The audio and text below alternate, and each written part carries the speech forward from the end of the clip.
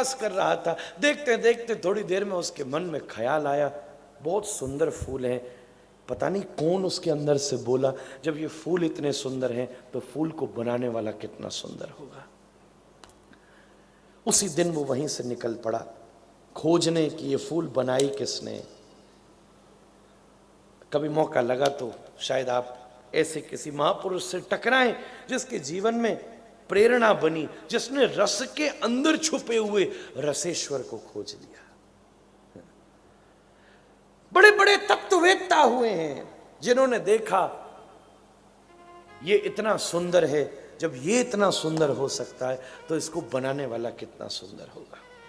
यही है जड़ता की निवृत्ति।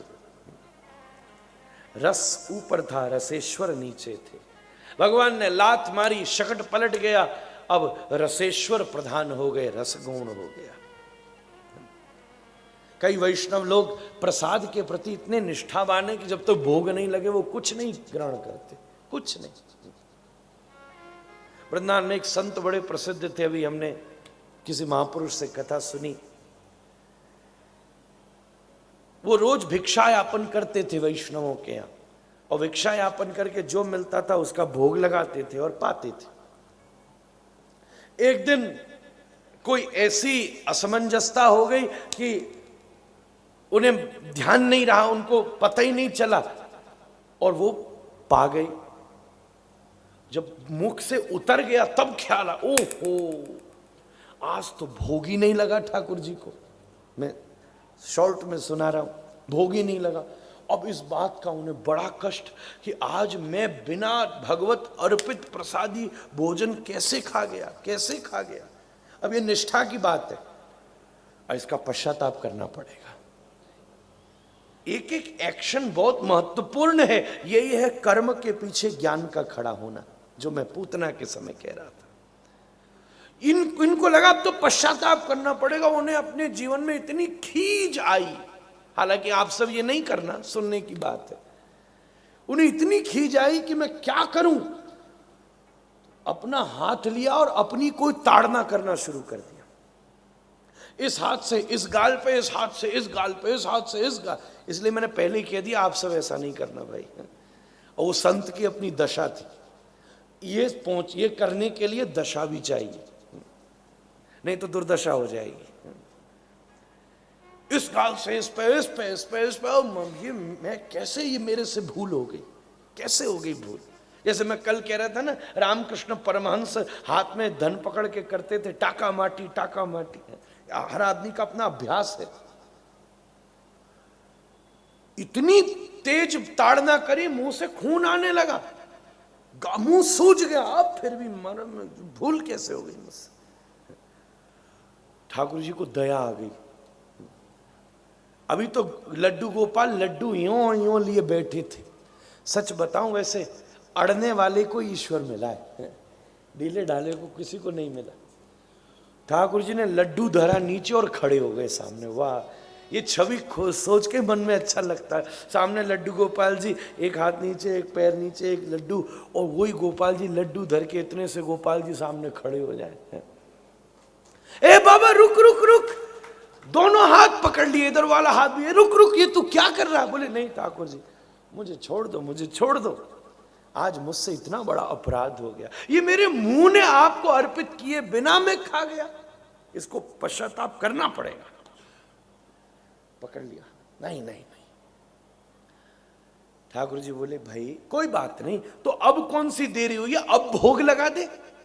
नहीं नहीं नहीं, ये तो आप रास्ता दिखा रहे हो, मुझे घुमा रहे हो। तो बहुत ठाकुर जी ने साधु के साथ शास्त्रार्थ किया। बोले तू एक बात बता, तू भिक्षा लेकर आता था? हाँ। तो तुझे क्या लगता है ब्रजवासी लोग मुझे अर्पित किए बिना भिक्षा दे देते होंगे? बोले नहीं नहीं, ये क्या बात हुई। बोले अच्छा एक चीज ये बता, कितने बजे भिक्षा लेने जाता? बोले 3-4 बजे। बोले जब तक अर्पित क्या, खुद भी खाए बैठे होंगे, जो बचा कुछ है वो तुझे दे में, हम भी जामे ब्रजवासी इनको अच्छी तरह। ये कोई साधना नहीं करते, जो ये साधना कर लेते वो साधना सिद्ध हो जाती है। अरे सब खाए पिए बैठे हैं, सब अर्पित फर्पित हो चुका है, सब मुझे मिल चुका है, अब तेरे पास आया अब लगा दे भोग, अब लगा। तो साधु कहता है क्या बताऊं, भूख में भूल गया था, अंतिम गस्सा था जो मुंह में रख लिया था, अंतिम गस्सा है, अब कुछ बचा ही नहीं, भोग लगाऊं क्या? तो ठाकुर जी बोले चिंता मत कर, जो तेरे मुंह में वही खिला दे। बोले मैं ऐसा करूंगा नहीं। ठाकुर जी लड़ पड़े उससे, और गोपाल जी ने बाबा की दाढ़ी पकड़ी नीचे से, दाढ़ी वाला था, और मोछा पकड़ी ऊपर वाले हाथ से, और खींच के मुंह निकाल के और भीतर हाथ डाल के और झूठे का कणका निकाल के अपने मुख में धर लिया। अब खुश है? अरे कोई प्रेम करने को तैयार तो हो, ये सब करने को तैयार हो जाता है। यही जीवन में से जड़ता की निवृत्ति है। तृणावर्त आया, यही त्रिगुणात्मकता की निवृत्ति है। सतोगुण, रजोगुण और तमोगुण, ये जीवन में 3 गुण हैं। कथा भी तीनों प्रकार से होती है, जिसमें हमने कहा 3 प्रकार के वक्ता हैं। जहां सुनाने वाले के लिए जनता प्रधान हो, वो तमोगुणी कथा है। जहां वो प्रधान हो, वो रजोगुणी कथा है। और जहां राधा रमण प्रधान हो, वो सतोगुणी कथा है। ऐसे ही प्रसाद, ऐसे ही कीर्तन, हर चीज ये तीनों गुणों में बटी हुई है। त्रिगुणात्मकता की निवृत्ति ही संसार की निवृत्ति है। वो तृणावर्त के साथ हुआ।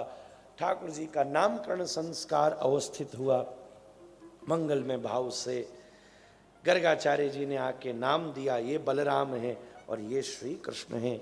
भगवान की बाल लीलाएं सुंदर भाव से प्रकट हुई। ठाकुर जी सुंदर सुंदर बाल लीलाएं करते हैं। श्रृंग्यग्निदष्टसि जलध्वज कंटकेभ्य क्रीडा परावति चलौ शशुतौ निषेद्धुम गृहाणि कर्तुमपि यत्र न तज्जनन्ये शेकात आपतुरलम मनसौ नभस्थाम। किन किन के साथ खेलते हैं? दष्टि मतलब दांत, असी तलवार, जलद कुआ, द्विजकंटकेभ्य। अब कृष्ण लीला है, थोड़ी सी मीठी सी एक जल्दी से लीला सुना देता हूं। एक बार सारे ग्वाल वाल मंडली बैठी, और मंडली ने बैठकर पत्ते इकट्ठे किए, और पत्ते लेके ओम विष्णवे नमः स्वाहा, इदम विष्णवे नमः, ओम विष्णवे नमः, पत्रे डाल रहे हैं। और 10 में अंत में सवेरे पत्ते इकट्ठे किए, स्वाहा, पूर्णाहुति हो गई। भाई ठाकुर जी बोले ये तुमने क्या किया? बोले यज्ञ किया। बोले ब्राह्मण भोजन के बिना तो यज्ञ हो ही नहीं सकता। सबरे ग्वाल वाल ने ब्रज में हल्ला कर दियो, अरे भैया नंद महल में भोज है, नंद महल में भोज है, कल आ जाइयो। सबरे बामन खुश, नंद महल को माल लुटाएंगे अब तू। आज दिन में कछु न खायो, दोपहरी में कछु न खायो, रात में कछु न खायो। पत्नी कहती कछु तो खा लो बामन देवता। बोले ना ना ना, मुँह तो तू नींबू पानी दिए जा बस। कल एक साथ ही छांकूंगा मैं।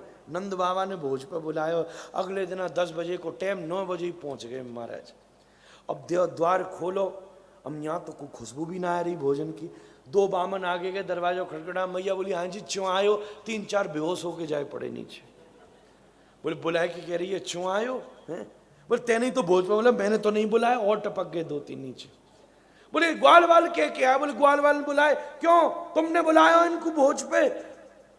बोले हमने ना बुलायो, तो तेरे छोरा ने कही। अब गोविंद अंदर भागते फिरे। मैया ने बुलायो, क्यों तेने इनको बुला? बोले मैया देख इसमें मेरी कोई गलती नहीं, ग्वाल वालन की गलती और तेरी गलती, सबसे पहली तेरी गलती। मैया बोली लो मेरी क्या गलती? बोले तेने मुझ सिखाई यज्ञ कब पूरा हो? जब बामन भोजन हो, है ना? हाँ तो सुनो, अब ग्वाल वाल कर रहे यज्ञ, और सुनो गलती बामनन की भी है। क्यों? बोले ये कर रहे यज्ञ, तो मैंने इनको सलाह दी कि भाई यज्ञ की पूर्ति तो बामन भोजन से हो करे। हाँ ठीक, पर सुनो जब यज्ञ नकली तो नौ तो भी नकली की ना है, और जब 9 तो नकली तो खानो पीनो भी नकली। तुम सबन ने 2-2 कचौड़ी, 3-3 इमरती, खीर, सब्जी, पूड़ी सब खाई ली, 10-10 रुपया दक्षिणा ली। सोच लो घर जाओ, है वो काम। बामन लौटे घर। अब घर में ब्राह्मणी लग गई, क्यों जी काम माल छा किया हमारे तय कछु लायो का? बोले तू चुप बैठे रे, मूंग की दाल रोटी दे, भूखों मरो जा रहा हूं, तब तक मैं लेके खायो जब काम बना। तो खैर ठाकुर जी ऐसी खूब सुंदर लीला कर रहे हैं। और महाराज एक दिन माखन चोरी प्रारंभ करी। माखन चोरी एक बहुत महत्वपूर्ण संदर्भ है। इसका सामाजिक अर्थ भी है, इसका वैश्विक अर्थ भी है, इसका आध्यात्मिक अर्थ भी है। सबसे पहले सामाजिक अर्थ, भगवान ने माखन चोरी करके समाज के शोषण का विरोध किया है। मथुरा का अधिपति माखन के माध्यम से ब्रज का शोषण करता है। श्री कृष्ण ने कहा मैं शोषण, this is the first social revolution ever head in the Indian history, जहां कोई व्यक्ति अपने राज्यसभा का विरोध कर रहा है। ग्वाल बालों से कहा भाई तुम सूखे जा रहे हो और ये मथुरा वाले खा खा के मोटे होते जा रहे हैं, कंस सब माल ले जाता है, छोड़ो, ये कर के रूप में माखन नहीं जाएगा, हम लोग इसका परिश्रम करते हैं तो हमें भोगने का इसका अधिकार है, हम भोगेंगे। इसका सामाजिक अर्थ भी है, इसका आध्यात्मिक अर्थ भी है। आध्यात्मिक अर्थ यही है, सच्ची बात यह है, कृष्ण को क्या चाहिए? ना आपका धन चाहिए, ना आपका तन चाहिए, ना आपका यौवन चाहिए, ना आपका जीवन चाहिए। अध्यात्म में आवश्यकता है तो मात्र आपके मन की। मन है तो और सब अपने आप हो जाएगा। भगवान मन की चोरी करते हैं, मन चुराना ही लीला का आधार है, ये उसका आध्यात्मिक अर्थ है। और भी बहुत सारे अर्थ हैं। माखन निस्संगता का प्रतीक है, निस्संगता का प्रतीक। पुष्टि मार्गी आचार्य कहते हैं माखन निस्संगता है, अर्थात माखन जो है ना वो संगति नहीं बैठने देता, कुछ भी स्टिक नहीं हो सकता। सत्संग का असर क्या है? असंगता, यही उसका प्रसाद है। और भी बहुत सारे अर्थ हैं। माखन की दो प्रवृत्ति हैं, ठंडी में वो जम जाता है, गर्मी में वो पिघल जाता है। ऐसे ही जिसका स्वभाव नवनीत की तरह है, अपने जीवन में मर्यादाओं के लिए जो कठोर माखन की तरह है और दूसरों के लिए जो पिघले माखन की तरह है। बहुत सारे स्वभाव यहाँ स्वाभाविक, सामाजिक, वैश्विक, आध्यात्मिक हर अर्थ प्रकट हैं। श्री कृष्ण ब्रज में माखन चोरी करते हैं। एक दिन घर में माखन चुराया तो मैया ने पकड़ लिया, यमलार्जुन के वृक्षों से बांधा। भगवान ने वृक्ष तोड़ दिए और उसमें से नलकूबर मणिग्रीव प्रकट होकर भगवान की स्तुति करते हैं। भगवान का नाम इस लीला में दामोदर पड़ता है। पेड़ गिरने की वजह से स्थानांतरण होता है। अब सारे नंदगांव का परिकर, नंद बाबा का परिकर नंदगांव चला जाता है। गोपाष्टमी से श्री कृष्ण गौचारण प्रारंभ करते हैं। एक दिन जल पीने पर गैया बेहोश हो जाती हैं, पता चलता है जमुना में कालिया है। यमुना क्या है? हृदय है। अब तात्विक दृष्टि से विवेचन करें। और कालिया क्या है? काम है। जितनों को भी श्री कृष्ण ने मारा उसमें कालिया एकमात्र ऐसा है जिसको मारा नहीं, जिसका स्थानांतरण किया। यमुना को कालिया से मुक्त नहीं किया, यमुना को कालिया के विष से मुक्त किया। गोपियां भी इस बात को कहती हैं, वेश जला इतना पर्याप्त है। कालिया विरोध नहीं है, विष विरोध है। कहने का मतलब यह है, यमुना हृदय है, कालिया काम है और विष वासना है। वो डिजायर जिसका आधार वासना हो वही हृदय को दूषित करती है। और वो हृदय जिसमें कामनाएं तो हैं पर कामना का आधार वासना नहीं है, उपासना है। उपासना का मतलब क्या है? थोड़ा सा सरकना। हम कह जरा थोड़ा सरकना भाई, सरकना। आपको मर्जी, कहां सरके? ठीक तो बैठे। बोले नहीं, सरको। कहां? बाहर से भीतर की तरफ। थोड़ा सा और सरकिए, थोड़ा और सरकिए भाई। बोले महाराज जी कहां सरके? बोले मन से बुद्धि की तरफ। थोड़ा सा और सरकिए, कहां सरके? बोले बुद्धि से विवेक तक की तरफ। थोड़ा सा और सरकिए, कहां सरके? विवेक से हृदय तक की ओर। थोड़ा और सरकिए, कहां सरके? हृदय से अंतःकरण की तरफ। जोर लगा के थोड़ा और सरकिए, कहां सरके? अंतःकरण से आत्मा की तरफ। एक बार जोर लगा के थोड़ा और सरकिए, कहां सरके? आत्मा से परमात्मा की ओर। उपासना का वास्तविक अर्थ है थोड़ा सरकना। आज थोड़ा सरकते हैं बाहर से भीतर की तरफ, बुद्धि से विवेक तक की तरफ, इंद्रियों से मन की तरफ, मन से विवेक तक की तरफ।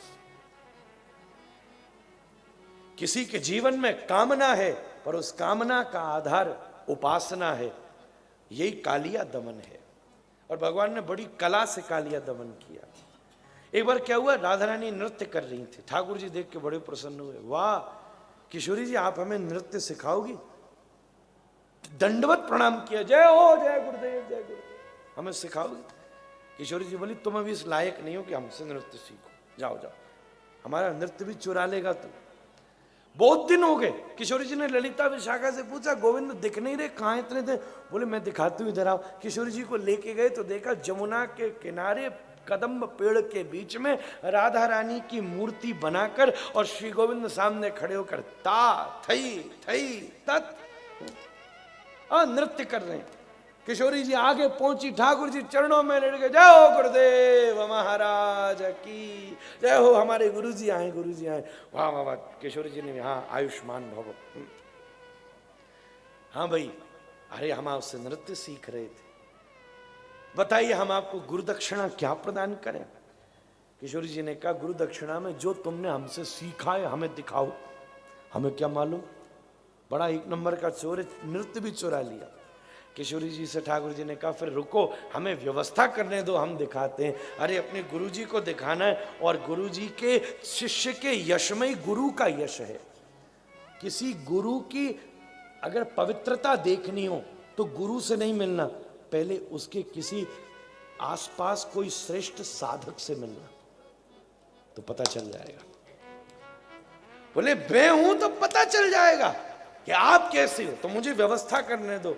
ठाकुर जी ने कहा भाई हम नाचने वाले हैं और हमारे को गुरु जी को दिखाना है, तो ऐसे ही थोड़ी ना, पानी के ऊपर मूवेबल तो मंच बनाया गया सर्प का, और सर्प के आगे लग रहे हैं हीरे जैसे हैलोजन लगे रहते हैं, और ठाकुर जी उनके ऊपर नृत्य कर रहे हैं।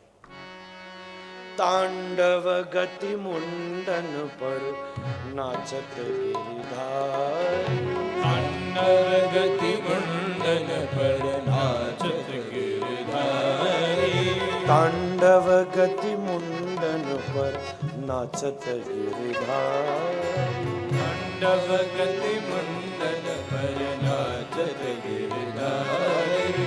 बम बम बम पग पटकत फम फम फम फननि पर, बम बम बम पग पटकत फम फम फम फननि पर। श्री कृष्ण तांडव की तरह नृत्य कर रहे हैं। चित्रमिमांभुसा, जमुना का बहता जल जम गया, उड़ते हुए पक्षी चित्रवत हो गए। शिव भगवान के नूपुरों के साथ डमरू बजा रहे हैं, ब्रह्मा जी मृदंग बजा रहे हैं, इंद्र शृंगी बजा रहे हैं। तांडव गति मुंडन पर नाचत गिरिधारी, तांडव गति मुंडन पर नाचत गिरिधारी। अब धीरे धीरे फण नीचे होने लगे तो नागिने पास खड़ी थी, वो क्या कहती है, बम बम बम विनती करत, बम बम बम विनती करत, बम बम बम विनती करत, बम बम बम विनती करत।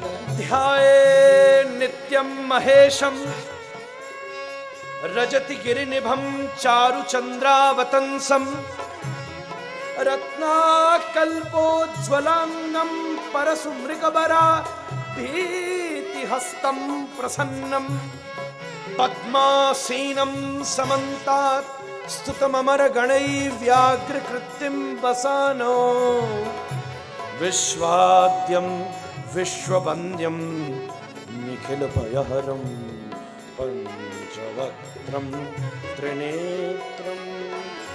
बम बम बम विनती करत, बम बम बम विनती करत, बम बम बम विनती करत, बम बम बम विनती करत। नागिनों को लगा हमारा इष्ट शिव आ गया, नृत्य कर रहा है।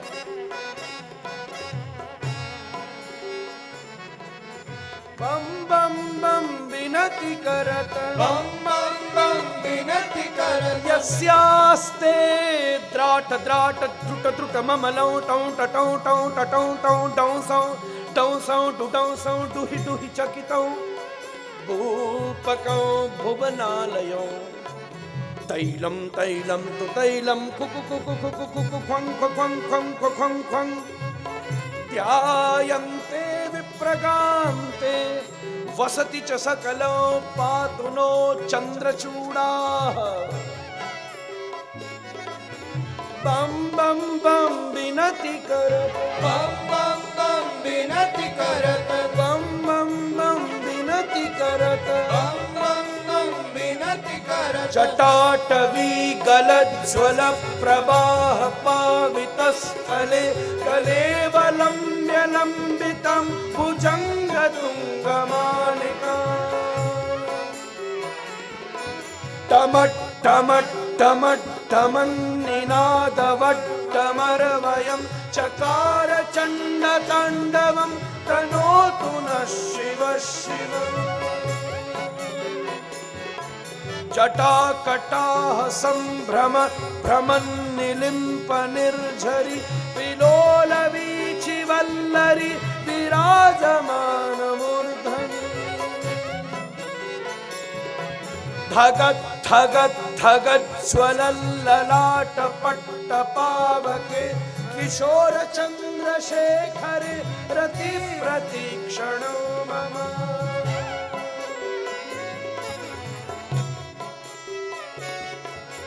बम बम बम विनति करत बम बम बम विनति करत बम बम बम विनति करत बम बम बम विनति करत नागवधूहारी नागवधूहारी नागवधूहारी नागवधूहारी तांडव गति मुंदन करनाथ जगदीधारी तांडव गति मुंदन करनाथ जगदीधारी। नागिने बोली प्रभु रहने दो मर जाएगा ये। ठाकुर जी बोले चिंता मत करो मेरे चरणों से कोई नहीं मरता सब तर जाएंगे। सुखदेव जी कहते जानते हो ये कौन नाच रहा है अखिल कला गुरुर ननत्तः जिसके रोम रोम से कलाएं प्रकट होती हैं आज वो शेष के ऊपर नृत्य कर रहा है काम को जीत रहा है। कालिया का दमन काम का दमन है।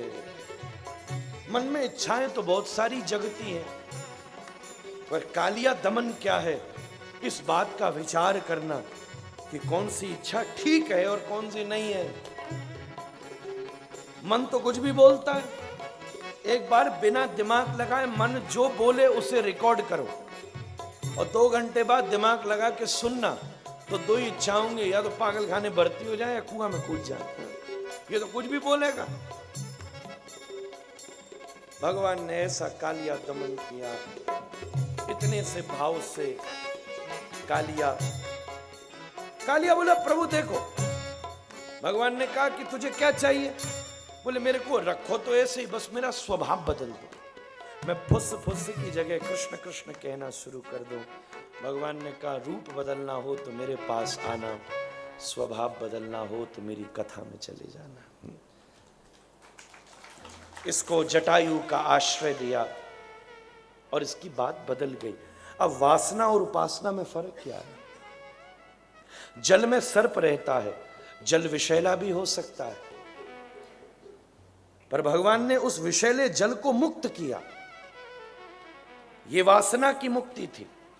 गरुण और शेष गरुण और सर्प ये एक दूसरे के विरोधी हैं पर इन दोनों में मित्रता हो गई। यही स्वभाव का भेद है। जब काम में वासना का जागरण होता है तो कहीं दोस्ती होती है कहीं मित्रता होती है। सच कहो तो मित्र विरोधी हो जाता है और विरोधी मित्र हो जाता है। यही सूक्ष्म विवेचना है उपासना और वासना के भेद में। समय बहुत सीमित है। महाराज आज गौचारण करते हुए भगवान मथुरा तक चले गए।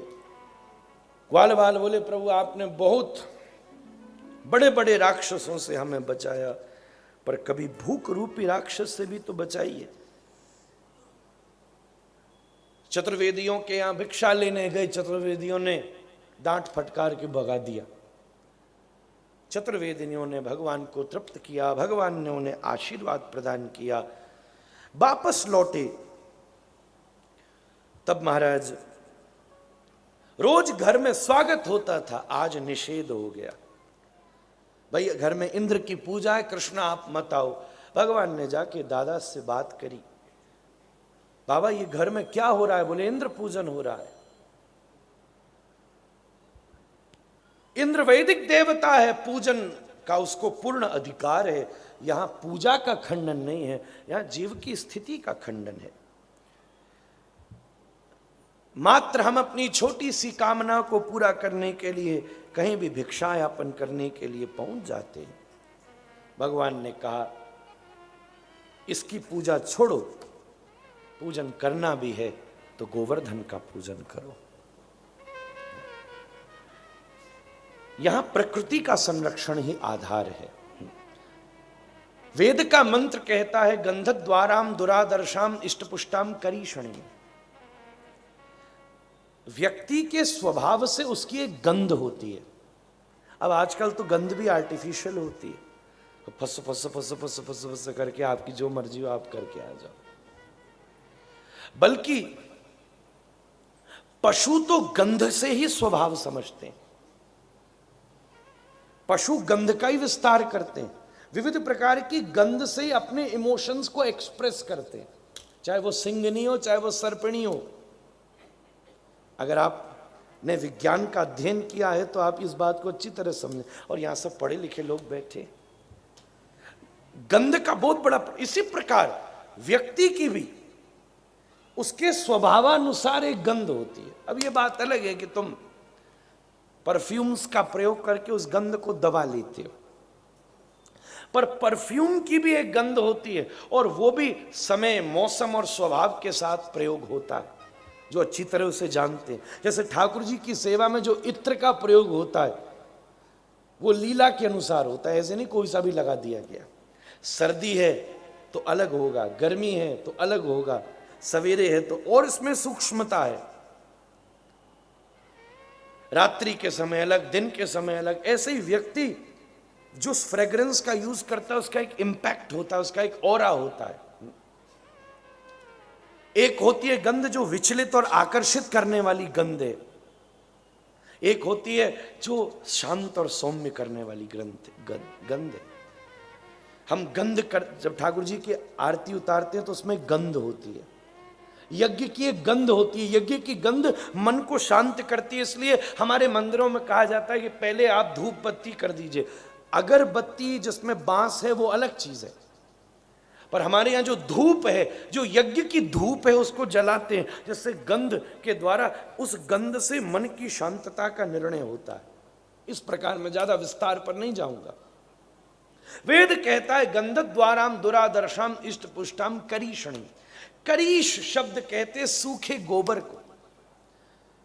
पहले जमाने में जब खेती के समय गोबर का प्रयोग होता था तो वो जो गोबर की गंध होती थी वो पर्जन्यों को केंद्रित करती थी। पर्जन्य क्लाउड्स को नहीं कहते, सीजन्स को कहते।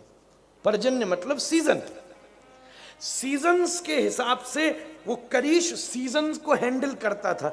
गोबर की जो गंध है वो सीजनिंग करती है प्रकृति की। ये वेद का विज्ञान है, पर वर्तमान समय में उसका प्रयोग समाप्त हो गया और कितना सीजन इम्बैलेंस है ये तो हम हर साल खबर सुनते। अभी तक भी बारिश हो रही थी, पिछले दिनों हिमाचल में, केरला में कितनी अतिवृष्टि हुई। सब चीज का एक बैलेंस है, वो बिगड़ता है तो खराब हो जाता है। गोवर्धन क्या है? जिसका धन गोबर है, जहां गैया बहुत घूमती है, जहां गोबर का खूब भंडार हो, गोवर्धन। अभी गोवर्धन पूजा भी होगी तो गोबर से ही बनाया जाएगा। गिरिराज गोवर्धन, भगवान ने कहा इसका संरक्षण करो, इसी से मेघ संचालित होंगे। और भगवान ने गोवर्धन ही उठा के ब्रज को वर्षा से बचाया है। यह सूक्ष्म प्राकृतिक विज्ञान है जो प्रकट हुआ। अब इसमें जो आध्यात्मिक पक्ष है मैं वो भी कहता चलूंगा। लीला से आप परिचित हैं। भगवान ने गोवर्धन की पूजा करी, भोग लगाया गया, सारा भोग गिरिराज जी पा गए। ब्रजवासी उदास हो गए, भाई ये तो सब खा गया। थोड़ी देर में कहा, ठाकुर जी ने कहा संत लेता दिखता है, देता नहीं दिखता। चुटकी बजाई तो सारा भोग ज्यों की त्यों फिर भर गया। ब्रजवासियों को बड़ा जोश आया, बहुत जोर से जय जयकार करी, बोले कि राज महाराज की जय। इतनी जोर की जय जय हुई कि जय जय स्वर्ग तक पहुंची। इंद्र ने कहा हमारी पूजा कैंसिल हो गई क्या? हमारा नाम देवराज गिरिराज नहीं है, देवराज है। किसी ने कहा आप तो रफा दफा हो गए भाई, पूजा पहाड़ की हो गई। इंद्र ने अतिवृष्टि करी और भगवान ने तुरंत उंगली पर गोवर्धन को धारण कर लिया। बोल गोवर्धन नाथ की जय। ऊपर सुदर्शन लग गया और एक तरफ अगस्त लग गए। यही नेचर का बैलेंस है। पहाड़ प्रकृति और करीश सीजन को बैलेंस करता है। चक्र सुदर्शन ही मौसम के चक्र का केंद्र करता है। और अगस्त जो समुद्र को पीते हैं, वृष्टि का जल ही समुद्र शोषित कर सकता है। ये नेचर की साइकिल है जो गोवर्धन के द्वारा भगवान ने समाज को सिखाई है, पर हम उसे केवल पूजा तक सीमित कर देते हैं। यही हमारा दुर्भाग्य है। उसके पीछे एक गुप्त विज्ञान छिपा है। और दूसरी तरफ